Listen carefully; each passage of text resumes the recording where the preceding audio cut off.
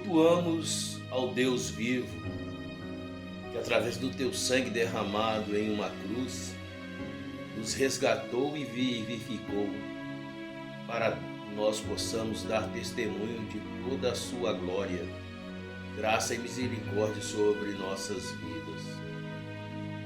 Celebramos a glória da vitória do Santo Deus Redentor, que levou todos os males ao lavar nossos pecados no seu sangue de justiça, o que justifica as nossas vidas, nos trazendo a alegria de rendermos aos teus pés.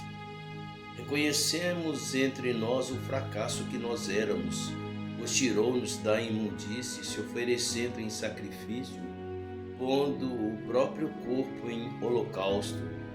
Sem querer se defender, preferiu ter que morrer, semeando a semente que germinou em nossos espíritos. Não vivemos em conflitos e em lágrimas damos graças. Obrigado, Jesus Cristo. Cordeiro de Deus que tira os pecados do mundo, pois jazíamos imundos e vivíamos cansados e oprimidos a sofrer. Glória a Deus nós vamos dizer, Ele mudou o nosso viver. Recusamos as imagens, até mesmo outros santos, outra magia ou encanto, ao saber que o nosso Deus sofreu tanto por nós todos, ao tornar-se um simples mortal, para fazermos imortais de espíritos perenes. Ele morreu a nossa morte, para vivermos a sua vida. E nos julgam tão fanáticos, de louvor obcecado, nossos corpos hoje santos, a este Deus foi consagrado. Aleluia, Cristo vive, Ele reina e é Senhor. Sua presença emana paz e nos torna tão capazes de explodirmos em nossos gritos, pois em lágrimas damos graças. Obrigado, Jesus Cristo. E cantamos e pulamos e gritamos e choramos. Nós já fomos povos torpes e vivíamos de engano, mas a luz brilhou para nós, dissipando toda a treva.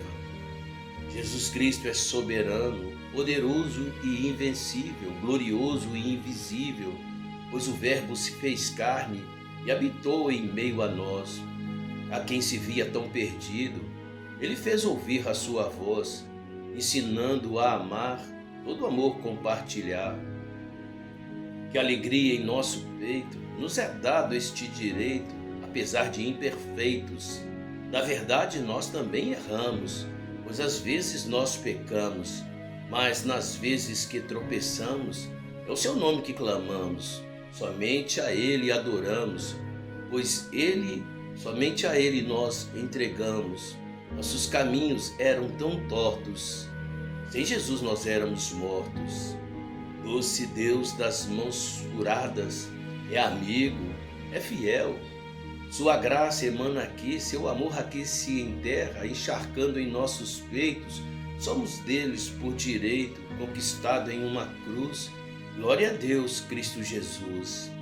Hosana ao nosso Rei, braço forte que nos acolhe, santas mãos que nos escolhe. Com carinho elas recolhe e alivia toda angústia, dor, tristeza e solidão. Só Ele cura as feridas de uma vida mal vivida. Não existe outro igual, só Jesus ressuscitou. O seu túmulo está vazio, mas a igreja está cheia de sua glória e poder. Sua presença invade a gente, declaramos como crentes. Jesus Cristo mudou o nosso viver. Criou o céu, a terra e o mar. Fez o homem à sua imagem, tão somente para lhe adorar. Como é bom, Senhor Jesus, nós vivermos na Tua luz. Somos filhos que hoje choram, de alma em paz rendemos glórias. Hoje é seu nosso viver. Bendito seja o nome deste Deus maravilhoso chamado Jesus Cristo, a qual eu particularmente coloco um pseudônimo de Doce Deus das mãos furadas. Tem um texto nas palavras do próprio Jesus descritas pelo apóstolo Mateus, no capítulo 15, no versículo 7, onde Jesus mostra um incontentamento tão grande, pois ele dizia o seguinte: hipócritas, bem profetizou Isaías a vosso respeito. Este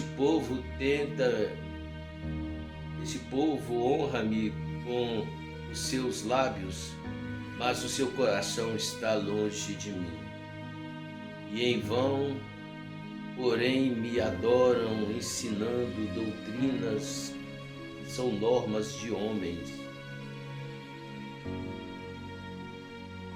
A grande realidade, o que me trouxe à baila, o que me trouxe à memória, melhor dizendo, esse texto, e não só esse texto, como este poema, a qual eu declamei no início, agora, no início deste vídeo, é porque nós temos vivido uma incongruência tão grande, um pragmatismo tão terrível, onde as pessoas, hoje nós vivemos na época da internet, e as pessoas não medem esforços para tornarem-se pessoas importantes, famosas no mundo da internet, ganhar os seus likes, os seus views. E por que falo isso?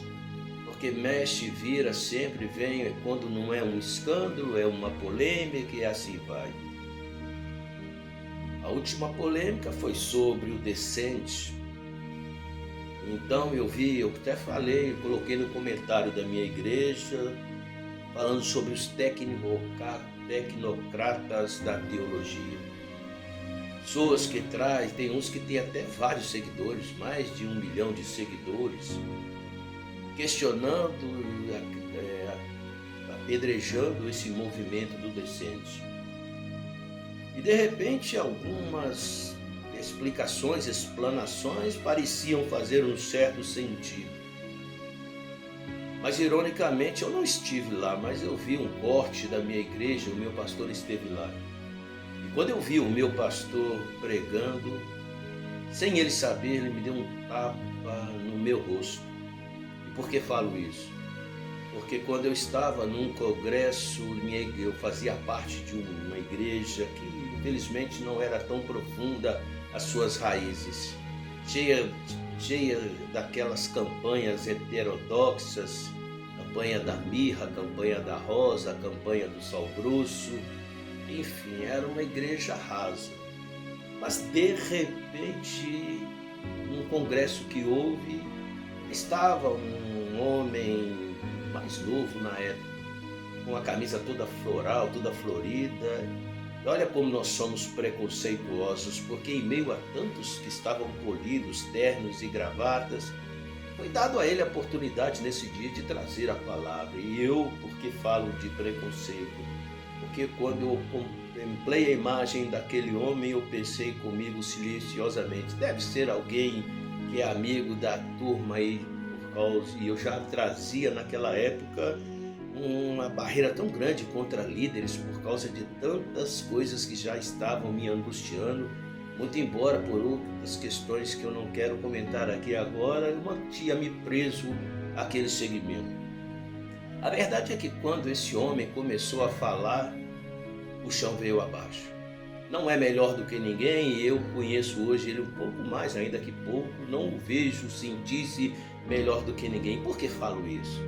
Porque novamente, silenciosamente, alguns que são conhecedores da teologia estavam dando suas dissertações, em suas contemplações sobre a inoperância do Descende, enfim, eu já estava consolidando as minhas teses, aí vem esse corte da minha igreja. Por isso eu escrevi que ele quebra, no sentido figurado, ele quebrou as minhas pernas, porque eu vi a sua voz bradar e me lembrei dos idos do início dos anos 90, onde ele falava sobre arrependimento, sobre uma vida de transformação, sobre uma vida de temor a Deus.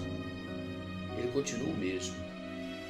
E também porque falo isso, porque indiferente dessa questão do Descende, aonde eu diferente. Aquilo ali mais me fez lembrar-me de Paulo no Areópago, Areópago mesmo, onde cada um falava, parlamentava, ou parlava, que não sei se o termo é esse, falava das suas convicções, das suas ideias, e Paulo se levantou no Areópago para falar do Deus desconhecido. E talvez lá no Descende o Deus verdadeiro seja o Deus desconhecido, e cada um inventa uma coisa e fala de uma forma diferente, mas o meu líder não fui pago para defendê-lo, ele nem precisa disso. Se eu sair da igreja amanhã, serei apenas mais um que não estarei na igreja, graças a Deus. Ele, naquela época, ele já era um pastor fundamentado na palavra. Não é porque de repente agora eu sair criticando ele que ele vai deixar de ser ou vai ter uma crise existencial. A grande realidade é que, novamente, ele, com a simplicidade que ele tem, ele simplesmente falou a verdade, pregou a verdade. E me trouxe de volta ao passado, onde eu vivia em meio a tantas adversidades no mundo cristão. Houve também uma outra questão, uma canção sincrética, nesse tão famigerado pragmatismo religioso. A canção falava que Maria sambou, e eu não sei se quem compôs, o pastor que compôs essa canção também queria, como tantos, ganhar os seus views, causar e fazer fama, enfim. Um pouco mesclada com ideais de culturas africanas. O problema todo é o pragmatismo religioso. Eu costumo afirmar que o pragmatismo religioso só é benéfico quando os fins justificam os meios, mas quando os meios que estão sendo usados não deturpam o princípio. O princípio é isso aqui. Talvez, ironicamente, o meu líder ou os meus líderes, porque o ano passado a igreja foi para o carnaval e novamente eu, cheio de autoconhecimento de coisa alguma, porque não sou teólogo, comecei a pensar que eu acho que era um exagero, e de repente eu vi a igreja falando como se alguém estivesse no meio de uma multidão na escuridão, e eu vi um jovem rapaz com a lanterna na mão. É o pragmatismo benéfico, porque a máxima do pragmatismo é que os fins justificam os meios, ou seja, trazendo aqui para um entendimento melhor, eu posso fazer a campanha do sal grosso. O importante é que isso esteja trazendo as pessoas para a presença de Cristo Jesus. Eu posso vender um cajado de Moisés, porque através do cajado de Moisés as pessoas, enfim, vão conseguir uma bênção. Este é o pragmatismo horrível, horrendo, vergonhoso.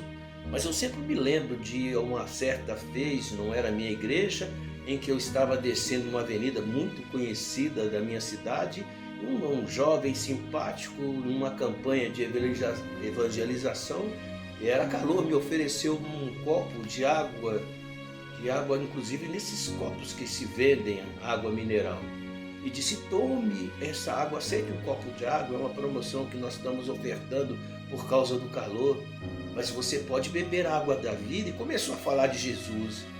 Este é o pragmatismo benéfico, onde ainda que os fins justificam os meios, o meio que está sendo usado não deturpa o princípio, ele não desfigurou, não despedaçou as Sagradas Escrituras.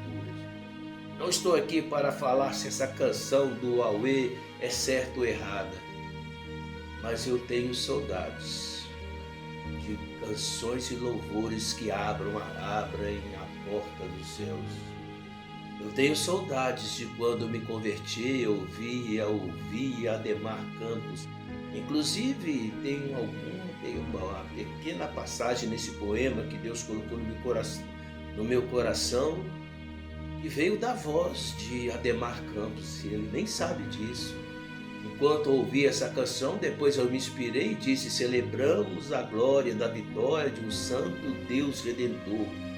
E tem um texto que eu disse nesse poema: pois morreu a nossa morte para vivermos a sua vida. Vamos fazer a luz brilhar. Louvo a Deus pela vida do meu pastor, pelos ideais da igreja que estou nela. ela não está nem aí se é certo ou se, desde que não venha macular a sua imagem, é bom que se diga, ou principalmente macular o que está escrito aqui. Aonde a igreja está indo, ela está indo com a verdade. Ela não negocia com pragmatismo religioso, ela não negocia com relativismo, ela não negocia com humanismo. Na verdade, ela é como o apóstolo Paulo no Areópago. E olha, tanta celeuma, tanta confusão, e vê um monumento, um altar feito para um Deus que eles nem sabiam do que eles falavam. E a minha igreja diz: ei, esse aí é o meu Deus, é Jesus Cristo. Então ela abre a palavra e começa a falar sobre ele. Mas voltando ao que me inspirou esse poema, cujo eu denominei Celebração aos Reis dos Reis, eu me lembro da canção de Adhemar Campos. Cristo é na nossa vida o motivo do louvor em nosso novo coração, pois morreu a nossa morte para vivermos sua vida e trouxe grande salvação. Glória a Deus, que Deus ainda tem homens como Adhemar. Não precisa da minha voz tão torta para levantar pessoas que o adorem em espírito e em verdade.